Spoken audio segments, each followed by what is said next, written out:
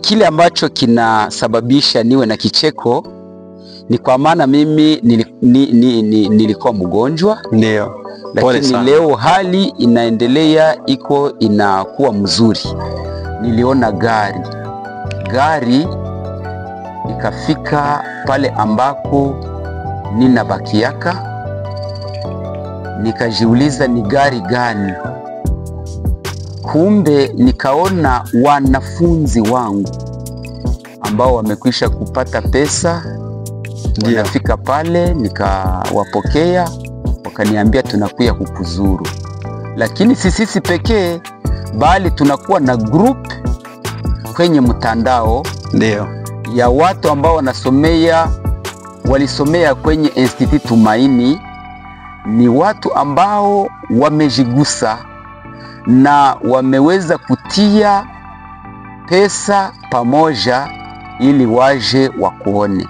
Na delegation ambayo kulikuwa ndani Papa Nzabona Claver, ukakuwa ndani Niyitegeka Munyakazi, ukakuwa ndani Nshimiye Nkinze, ukakuwa ndani Munganga Mbale Bwanake na Mari wa Mwenge, ndio Kasimba. Asante. Ukakuwa ndani papa ambaye wanaita Mfite Gahanga, ukakuwa ndani Madame ya Kanyeshuri na mwengine kijana mashuhuri ambaye anaitwa Baingana Kamari.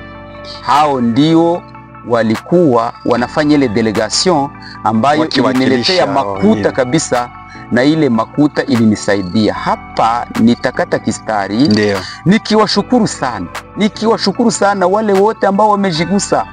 Wamegusa katika mifuko yao wakakotize, na sitasahau hata Patrick Habakukiriniga. Asante. Ambaye vraiment naye alifanya kitu cha maana sana katika michango hii.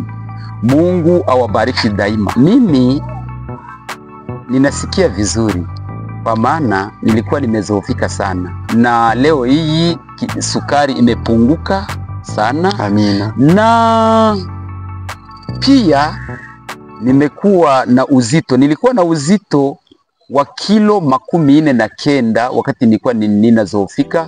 Lakini leo ninapima kilo 57. Amina. Mungu ashukuriwe. Sasa kuna pia wale ambao walikuwa wameteseka sana, wameanguka kifudifudi, sawa vile Papa Buseruka Muranda. Alikuwa naye anateseka sana, alikuwa na hatoke mahali ambako anakuwa.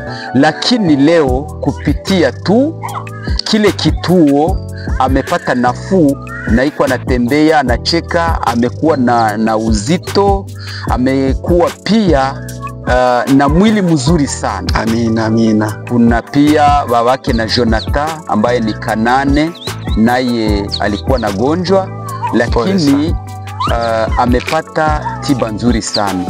Huko wanatunza vizuri sana, wanafanya massage kwa wale ambao, massage ya mashine electric kwa wale ambao wanakuwa na rheumatisme. Ndio.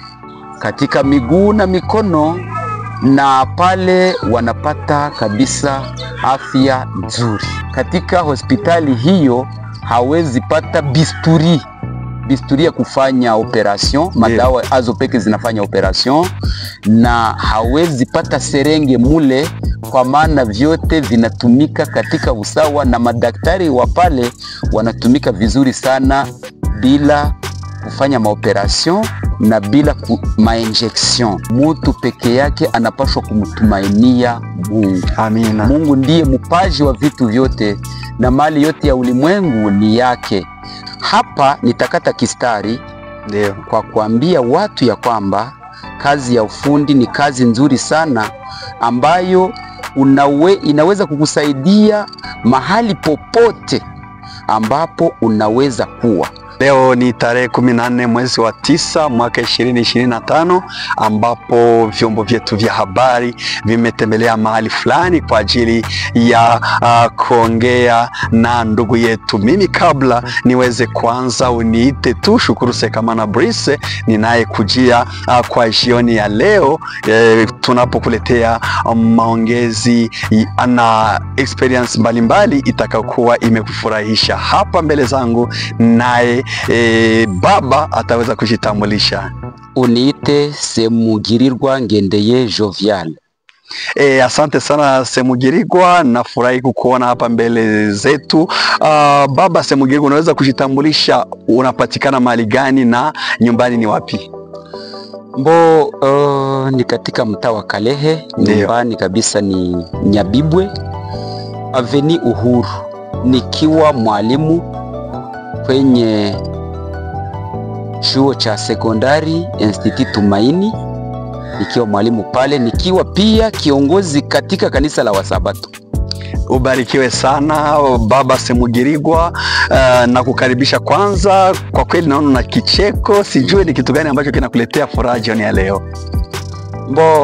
Kile ambacho kinasababisha niwe na kicheko ni kwa maana mimi nilikuwa mgonjwa. Ndio. Lakini leo hali inaendelea, inakuwa mzuri. Amina. Sasa hapo utupatie picha. Unasema ulikuwa umegonjwa. Hizi siku ambazo zimemalizika, je, ulikuwa hapa nyumbani wala kuna jitihada fulani ambazo uliweza kuzifanya kwa ajili ya hali yako ya mwili? Asante kwa swali yako nzuri.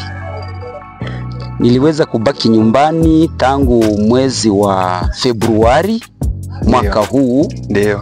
Nikabaki nyumbani. Niliweza kukamatika na ugonjwa wa kisukari. Ndio, pole sana. Wakati nilikamatika na ugonjwa wa kisukari, niliweza kutumia madawa ya kunyumba, lakini hayakufaulu kuweza kunipatia nafuu yoyote.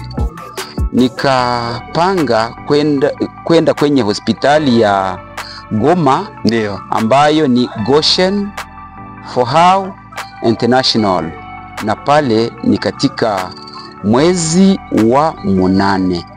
Yaani nilibaki na magonjwa ambayo yalinitatiza muda wa miezi 6. Nilipofika kwenye Goshen Fohau International ambayo inakuwa katika mji wa Goma huko kwenye terminus, niliweza kupokelewa vizuri sana. Asante sana, asante sana. Sasa wewe baba, kabla uweze kufikia hicho kipindi cha kuweza kupata matibabu huko Goma, ulijisikiaje wakati hiyo ulikuwa umegonjwa? Kwa kweli wewe kibinafsi ulipokeaje ulipoona hali inaendelea kuwa mbaya, inaendelea kuzorota? Mbele nifike pale, nilikuwa ninakuwa na hali mbaya sana. Ndio. Ambayo sukari ilikuwa imepanda sana na kilo kilikuwa kimeshuka sana kabisa, na nilikuwa na kizunguzungu pia. Nilikuwa nasikia mwili wote unazoofika sana. Pole sana kwanza. Sasa wewe ni hiyo uamuzi wa kwenda huko Goma, ni familia iliyoamua hivyo, wala ni wewe tu pekee ulipata hingufu fulani ukasema tu acha niende Goma, huenda huko nitapata matumaini? Asante sana. Jamaa yangu inanipenda sana. Tunakuwa na wanamemba wengi wa jamaa ambao walinisukuma wakanipatia mashauri mazuri ya kwenda kutafuta madaktari. Ndio. Na matibabu ambayo ni ya mzuri, na mimi nikaitika kabisa kwa shauku, nikakamata safari nikaingia huko. Asante sana. Najua kwenda huko Goma, kabla uende huko ulikuwa umetafuta dawa kila mahali mbalimbali, hata uchumi iliweza kumwangika, uchumi kapunguka katika familia. Je, ili uweze kupata nauli, yani transport, uweze kufika huko Goma, ni familia iliyochukua jukumu hilo, wala kwani wewe unasema ni mwalimu ulikuwa umepata hiyo mshahara kidogo kwa ajili ya kwenda huko? Ulifanyaje na kufika huko? Kwa kweli nasikia ni kampuni kubwa, ambayo inafanya tiba. Je, na unaona hata watu wengi wanasema hamna, tutaweza kubaki nyumbani hata tufikie wakati tufariki, kwani kwenda huko mjini hasa hizi nyakati itagharimu hela nyingi. Kwa kweli mlifanyaje? Kwani uchumi kwa sasa umeshuka. Ni kitu gani ambacho kiliweza kusaidia ili uweze kufika huko, kama nauli na matibabu? Kwa kweli hela zilitoka wapi? Asante sana. Gharama ya huko ni gharama kubwa sana. Nilipokuwa nikikamata azimio ya kwenda huko, wanamemba wa jamaa walinisaidia kidogo. Ndio. Yaani tike, wakanisaidia na tike. Kisha wakati nilifika kule nilikuwa na pesa kidogo sana, kwa maana mishahara leo inacheza sana, inacheza kabisa, hatuipate kwa wakati wake. Waliponipatia madawa ya kwanza ya kidogo, yaliweza kusisimua ubongo wangu. Ndio. Na yakanisaidia, nikakamata kalamu, kwa maana mimi niko mtu ambaye ninakuwa na kazi ya kuchapa vichapo fulani. Nikaanza kuchapa vichapo fulani, na pale nikatafuta soko na nikaanza kuwa nauzisha katika hali yangu mbaya, na ninapata pesa kidogo ambazo zilisababisha nipate makuta za kukuwa nauza madawa za kwanza. Ya, asante sana. Anasikia wewe mwalimu, lakini hiyo kazi unayoifanya haikuwezekana iweze kukusaidia. Je, hicho kipaji unamaliza muda wapata namna gani ili uweze kufanya kazi hiyo, na iliendekaje? Tuambie vizuri, iliendekaje ili kwa kweli ufikie kuchapa, japokuwa ulikuwa matunzoni, lakini katika hiyo njia ya matunzo imekuwa njia ya kibiashara? Mungu ndiye aliyenisaidia. Unajua, katika kichwa kuna zile magonjwa ambazo unaweza kuwa unaumwa sana, unateseka, lakini kichwa kingali tu kinatumika polepole, na mkono unatumika polepole. Hiyo kazi si kazi ya kuchokesha, ni kazi ya ufundi.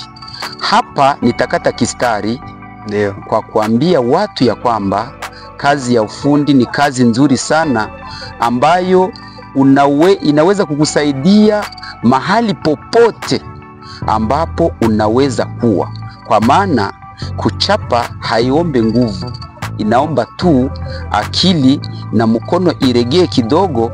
Unachapa polepole, kisha wakati unamaliza kuchapa, watu ambao wanakuona huku unachapa wanakuwa na shauku ya kukuuzia ile kichapo. Watoto wetu wa leo ambao wanafuata masomo wajikaze pia, watafute ginzi ya kutafuta ufundi katika vichwa vyao, maarifa iongezeke na akili iongezeke, lakini ufundi upewe kipaumbele, kwa maana mahali popote ambapo unaweza kuwa, ile ufundi kabisa inaweza kukusaidia hata kujenga nyumba, hata kuchapa, hata kutengeneza kitu fulani.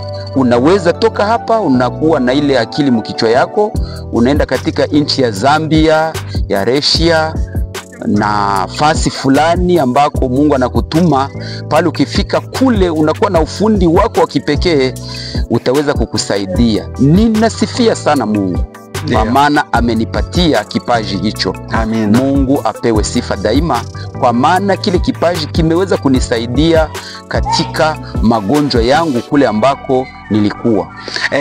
Amina. Naam, wewe msikilizaji ambao utakuwa unatusikiliza kwa saa kama na hizi, napatikana mbele yangu na Professeur Semugirigwa Ngendeye, ndiye kwa kweli amekuwa yule ambaye ni mwaliko wetu jioni ya leo.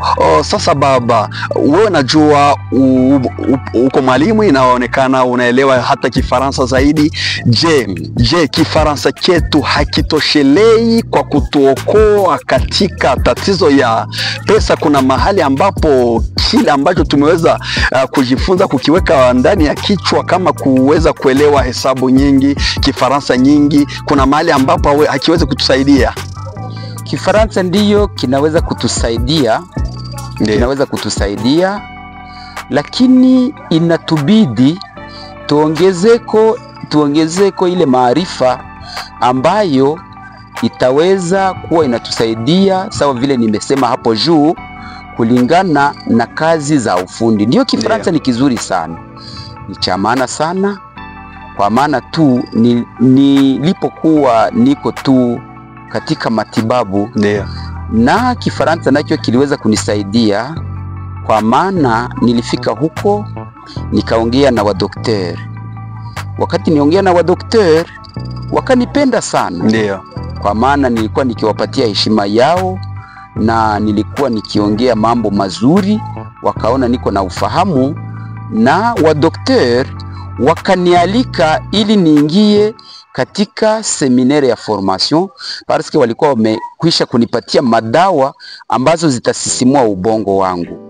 Nikaingia katika formation, na wakati niliingia katika formation wakanipatia mtihani. Nimesema huko juu ya kwamba ugonjwa wangu ni ugonjwa ambao unanitesa, ndiyo, lakini katika ubongo unatumika vizuri. Amina. Na mikono inatumika vizuri, na akili nayo inakuwa tu inaendelea kuwa timamu. Amina. Na wakati ambao walinipatia mtihani, Mungu ashukuriwe sana, kwa maana niliweza kufaulu na nikapata cheti kizuri sana ambacho kinahusika na kujifunza yale madawa yale ambayo wananipatia kwa kunitibu kusudi yanisaidie. Hiki cheti ni cheti kizuri. Amina. Ni cheti ambacho ni cheti kinatoka kwenye association ya Fohau Goshen International, kitanisaidia sana. Amina, hata wewe umekwisha jibu kile ambacho kilikuwa shauku langu. Nikuulize, ulipofika huko, kwa kweli umesema kuwa uliweza kufuata majifunzo mbalimbali. Maswali ndani mwangu yalikuwa haya, lakini tayari umekwisha kuyajibu. Ulienda kwenye matibabu, lakini ukapendewa huko. Ndiyo kabisa. Ukaongea na ukafuata shule. Ndipo nikuulize hakikisho, lakini muona umeleta. Na kwa kweli sasa hiyo kufikia kufanya hiyo kazi ya kuuzisha vile vitu ambavyo umeweza kuvichora, ni hao waganga ambao walikwambia ukaifanye? Je, iliweza kufikiaje ili waweze kufahamu kwa kweli wewe unafanya hiyo kazi ya kuchapa, na ulipata wateja mahali gani, ijapokuwa ulikuwa hapa hospitalini? Asante, ninakushukuru sana. Yale ambayo tunayaishi ni mamlaka na miujiza ya Mungu. Ndiyo, ni mamlaka na miujiza ya Mungu, kwa maana wale ambao walinitunza walikuwa wakifanyizisha masemina mbalimbali. Amina. Kwa wagonjwa, kwa wale ambao wamealikwa kusudi wawasaidie kuchapa kazi yao. Asante. Sasa wanapotumika hiyo kazi, wanaingia katika anatomy, wanaingia katika biology, ndio, na wanaingia pia katika physiology. Sasa nilipowafahami, nilikuta wakifundisha bila ile msaada ya kuwasaidia, yani vichapo, nikawajulisha ya kwamba mimi niko mashuhuri kwa kuchapa vichapo vya anatomy, biology na physiology. Sasa ili viweze kuwasaidia wanapofundisha. Amina. Okay. Nilipochapa kichapo cha kwanza nikawapelekea haya, wakasema hatukujua ya kwamba unaweza kufanya vitu hivi wakati ambao unagonjwa. Ndio. Sasa wewe uende kutuchapia vichapo fulani fulani, wakaniarifu, wakaniambia, na mimi nikaenda kuvichapa, vikawafurahisha sana kwa maana vilikuwa vizuri. Na wakati walianza kufundisha sasa, wakionyesha vile vichapo kwa wale wanafunzi waliweza kusikia vizuri sana, wakaelimika sana. Asante. Nadhani ya kwamba nimejibia. Asante, unafaa vizuri. Kwani unaambia watu gani wale ambao wanasema mimi nimezaliwa mitaani, nimezaliwa huko porini? Je, kuna yale ambayo siwezi kuyafanya mjini, ataweza kusomekaje? Hiyo uaminifu ilitoka wapi ndani mwako kwa kusema hapa nipo mjini, lakini kwa kweli ndani mwangu nasikia na nguvu za kufanya kitu? Ndugu yangu, Mungu akubariki sana. Amina. Nilipofika mjini sikuwahi kujiuliza ya kwamba ninaweza fanya kitu chochote katika mjini ili kiweze kuuziwa, lakini na mimi nilijaribia kufanya amelioration ya vichapo vyangu, kwa maana nilikuwa katika mjini kabisa ambako kunakuwa watu wengi sana ambao wanakuwa na ile karama hata na vifaa vingi. Ndiyo kabisa. Na mimi niliingia nikauza vifaa vichache vizuri sana ambavyo vilinisaidia kuchapa kazi mzuri na watu wakafurahi sana.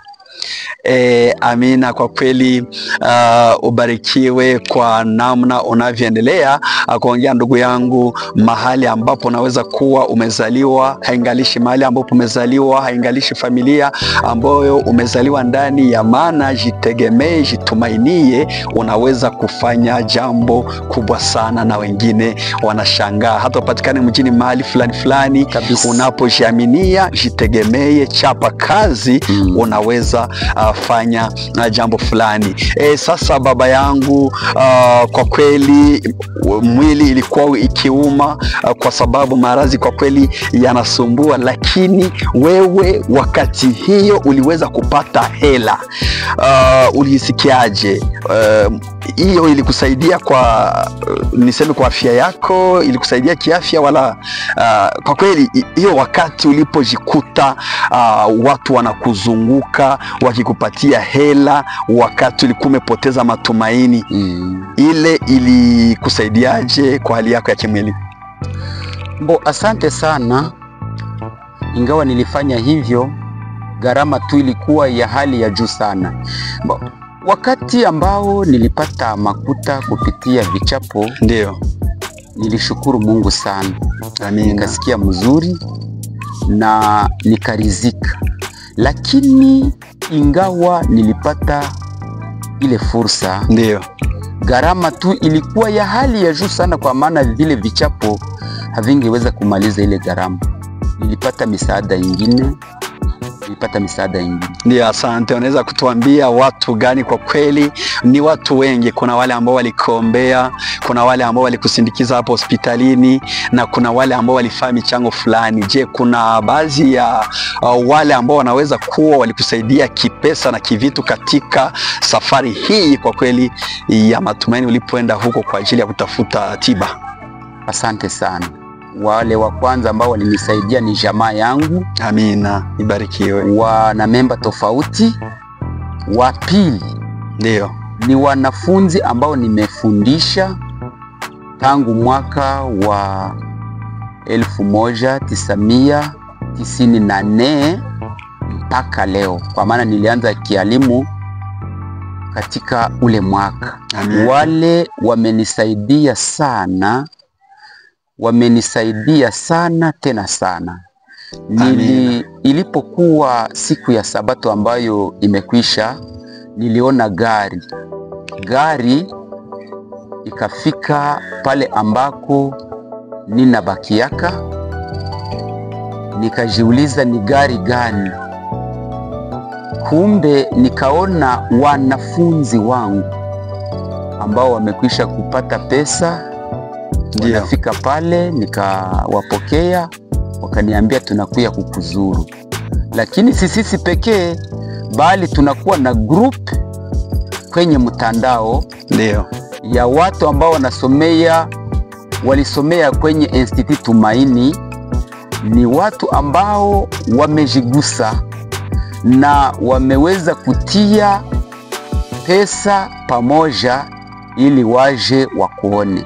Na delegation ambayo kulikuwa ndani Papa Nzabona Claver, ukakuwa ndani Niyitegeka Munyakazi, ukakuwa ndani Chimie Kinze, ukakuwa ndani Munganga Mbale bwanake na Mari wa Mwenge, ndio Kasimba. Asante. Ukakuwa ndani papa ambaye wanaita Mfite Gahanga, ukakuwa ndani Madame ya Kanyeshuri na mwengine kijana mashuhuri ambaye anaitwa Baingana Kamari. Hao ndio walikuwa wanafanya ile delegation ambayo iliniletea makuta kabisa, na ile makuta ilinisaidia. Hapa nitakata kistari. Ndio. Nikiwashukuru sana wale wote ambao wamejigusa. Wamegusa katika mifuko yao wakakotize, na sitasahau hata Patrick Habakukiriniga, asante, ambaye vraiment naye alifanya kitu cha maana sana katika michango hii. Mungu awabariki daima. Asante sana kwa kweli, wale wote ni kundi kubwa ambayo iliwakilisha wale wengine. Wabarikiwe kwa kweli. Sio kila mwanafunzi anayemkumbuka mwalimu wake. Ndio kabisa. Hao wanajaa utu, moyo wema. Kwa kweli Mungu aweze kuwabariki. Sasa papa, hiyo kampuni inayotiba watu, wewe unapoona hali uliotoka ndani huku na ile ambao uliweza kutoka nayo huko Goma, kuna badiliko ndani mwako? Unasikia kuna kile ambacho kilibadilika? Hiyo ni swali moja. Hata swali nyingine, je, watu wanaogonjwa ni wengi? Na tiba kwa kweli inatafutiwa. Kuna matumaini fulani ambao uliweza kuyaona huko, ili nao waone ubora ya kwenda huko? Je, hiyo kampuni kwa kweli, picha gani unayo? Una mwaliko gani, wala una picha gani kwa hiyo kampuni kuhusu kukupokea na kuhusu huduma kwa ajili yako na kwa ajili ya wengine ambao huenda hawajafanikiwa kufika huko? Nimekufuata vizuri sana. Ndio. Na Mungu akubariki sana. Amina. Mimi ninasikia vizuri, kwa maana nilikuwa nimezoofika sana. Pole sana. Ulikuwa na tatizo la kutokusikia vizuri? Ndio. Okay, pole sana. Nimezoofika sana, nilikuwa na kizunguzungu kweli mbele, na ninapopata tiba, Mungu akapitia katika tiba hiyo, na wana wa Mungu wakaniombea sana, tiba ikatumika. Amina. Na leo hii sukari imepunguka sana. Amina. Na pia nimekuwa na uzito. Nilikuwa na uzito wa kilo 49 wakati nilikuwa ninazoofika. Lakini leo ninapima kilo 57. Amina. Mungu ashukuriwe. Amina. Sasa kuna pia wale ambao walikuwa wameteseka sana, wameanguka kifudifudi, sawa vile Papa Buseruka Mubanda. Alikuwa naye anateseka sana, alikuwa anatoke mahali ambako anakuwa, lakini leo kupitia tu kile kituo amepata nafuu, na iko anatembea, anacheka, amekuwa na uzito, amekuwa pia na mwili mzuri sana. Amina. Amina. Kuna pia babake na Jonathan ambaye ni Kanane, naye alikuwa na gonjwa, lakini amepata tiba nzuri sana. huko wanatunza vizuri sana. Wanafanya massage kwa wale ambao, massage ya mashine electrique kwa wale ambao wanakuwa na rheumatisme, ndio, katika miguu na mikono, na pale wanapata kabisa afya nzuri. Asante sana kwa kweli. Hapo kwenye hicho kituo uliona kuna tiba za kisasa wala tu ni hizo za kawaida? Uliona mambo ya ajabu ambayo hujawahi kuyaona? Una utambulisho gani kwa kweli yanaonyesha nguvu wa hicho kituo cha afya? Nguvu hapa tunakuwa na kataloge ya madawa, ndio, sawa vile madawa ambayo inaitwa complément nutritionnel pour régler de multiples carences dans l'organisme. Yale madawa yanakuwa pale ni aina nyingi sana. Tunakuwa pia na autodéfense pour prévenir l'organisme humain contre toute évasion extérieure. Zile ni kategoria za madawa. Zile ambazo zimenisaidia zaidi ni kategoria ya tatu ambao wanaita contrôle pour équilibre du poids et du sucre dans l'organisme. Kule kuko Sanbao oral liquide, ni dawa nzuri sana. Kuna kuwa pia Luechati, zile ni madawa. Kuko 4e kategori ambayo nayo inasaidia watu wengi sana, correction pour corriger certaines anomalies sexuelles, digestives et de la mémoire. Pale utakuta madawa ambazo wanaita Meguichel na Linzi. Hii Linzi ni ami du cerveau, régulateur du mémoire. Wakati ambao memoire inachoka sana, wakikupatia hii Linzi inaenda inatengeneza ubongo wako vizuri sana na akili inakuwa timamu kabisa. 5e kategorie ni désintoxicant pour soutenir l'organisme au nettoyage. Hizi zinaenda zinasafisha mwili sana. Hata wana mambo hayo ya ulozi inaweza ikatoweka kabisa. Hapa kama wanakupatia Sangingi oral liquide na Sangingi tea na Bosti. Hii Bosti nayo inatumika kwenye kisukari, inaondoa vitu vingi sana katika mwili, vitu vibaya sana. 6e kategorie ni préventif et traitement du système gynécologique. Inasaidia wale wa mama ambao wanakuwa na vivimba katika tumboni, lakini katika hospitali hiyo mamiome, mafibrome na vingine. Ndio. Katika hospitali hiyo hawezi pata bisturi ya kufanya operation, madawa azo peke zinafanya operation, na hawezi pata serenge mule, kwa maana vyote vinatumika katika usawa na madaktari wa pale wanatumika vizuri sana bila kufanya maoperation na bila mainjection. Asante sana. Kwa kifupi, kwa neno moja, inaomba nini ili mtu akuwe mwanamemba katika kampuni hiyo? Kuwa mwanamemba katika kampuni hiyo inakuwa kitu kizuri sana. Ndio. Kwa maana wanakupokea bure. Ni kusema kusudi uwe mwanamemba mule wanakupokea bure, hakuna gharama yoyote au pesa yoyote, c'est 0 franc. Ndio. Kusudi ukuwe mwanamemba na kusudi upate maformation. Ndio. Na maformation za aina nyingi, lakini zote ni bure. Na faida gani ya kuwa mwanamemba?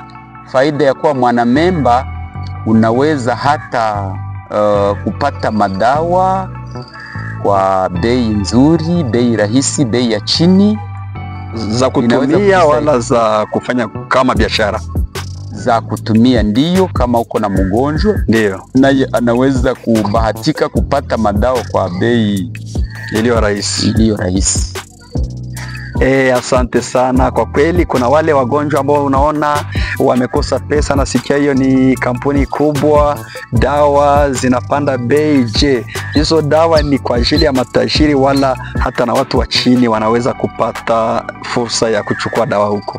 Ndiyo, wanaweza kupata fursa, kwa maana unaweza kuwa unauza dawa polepole. Kama wanakukata kwa mfano faktire ya $200, ndio ni kukua unauza polepole sana, madawa kidogo, na kitu ambacho nitalikia watu kwa magharibi ya leo ni ya kwamba mtu peke yake anapaswa kumtumainia Mungu. Amina. Mungu ndiye mpaji wa vitu vyote na mali yote ya ulimwengu ni yake. Kama unaomba Mungu akupatie pesa katika njia moja wala ingine, Mungu anaweza kukupatia hiyo fursa. Sawa vile nilienda na sina kitu, lakini nilipofika kule Mungu akanitia mawazo, nikaanza vichapo, na Mungu akatumika katika wale wanafunzi wangu wa zamani. Ndio. Ambao walikuwa wengi sana, waliniletea pesa nyingi. Amina, amina. Sasa ni kusema ya kwamba Mungu ni muweza yote. Tunapomtumaini, tunapopiga magoti na kumuomba, Mungu atatusaidia kabisa, ataturahisishia mahitaji yetu yote. Na kwa kweli mtegemee Mungu. Mungu ndiye anaponya, na yule aliye zaidi ya waganga wote ni Mwenyezi Mungu. Wewe ukamtegemee, ndiye anayeshikilia maisha yako. Tumia dawa na mkono wake wa uponyaji, kwa kweli itaweza kugusa na utaweza kupona. Neno lako la mwisho kabla tuweze kuhitimisha kipindi cha jioni ya leo, neno lako la mwisho kabisa. Neno langu la mwisho ni kushukuru kwanza Mungu na kushukuru wale wote ambao wamefika kwangu na kupiga magoti katika nyumba yangu wakiweza kuniombea. Amina. Zaidi sana Pastor Gasore Ernest, zaidi sana Munganga Bagi Mwati, ndio, na wengine wengi sana. Kama ninaweza kuwataja kwa magharibi ya leo, ninaweza fikisha hata kesho. Amina. Lakini wale wote Mungu awabariki na awazidishie. Amina. Kuna pia mbele niende huko, kuna wale ambao walinipatia misaada mingi sana. Walinisaidia kwa pesa na kunipatia pia mashauri ambayo yananisaidia mpaka leo. Nao pia Mungu awabariki daima. Amina. Kazi yako ya kuchapa Nimoni imefanya kitu kikubwa sana, imefungua mbaraka. Hata kama hao walikusaidia, lakini kwa kweli ili kutosha katika giza nene ya ukosefu. Hata kama hali haijakuwa nzuri sana, lakini mtegemee Mungu, utapona. Kazi hii katika hali tu hii ya magonjwa utaendeleza, wala bado tu ulifanya huko kwa ajili ya kukusaidia, utaweza kuikomesha, wala utaendelea tu kuchapa kazi? Wakati Mungu angala na neemisha, siwezi kuacha kamwe. Naendelesha tu kusudi ile kazi endelee kunisaidia katika maisha yangu. Ubarikiwe sana. Hiyo ndio ubora wa kazi ya kiufundi. Asante sana. Kiufundi ni kutia akili kimatendo. Ndio maana hatuwezi kutegemea tu kazi ya kutia mkichwa, kwa sababu kuna mahali ambapo hata kutia kimatendo inahitajika. Weza kumbusha msikilizaji ilikuwa kina nani? Mimi ni Semugirirwa Ngendeye Jovial. Ndio. Nikiwa mwalimu ku Institut Tumaini ya Wasabato, pia nikiwa mojawapo wa viongozi wa kanisa la Wasabato. Asante. Ni hitimisho la kipindi chetu cha leo. Kwa kweli tumeweza kubarikiwa na baba huyu jioni ya leo. Wewe msikilizaji ambaye utaweza kutusikiliza, uweze kubarikiwa na kuendelea kutoa msaada wako wa maombi. Unaweza hata kutoa kipesa na kumzuru baba huyu, sio tatizo. Mungu aweze kukubariki. Hapa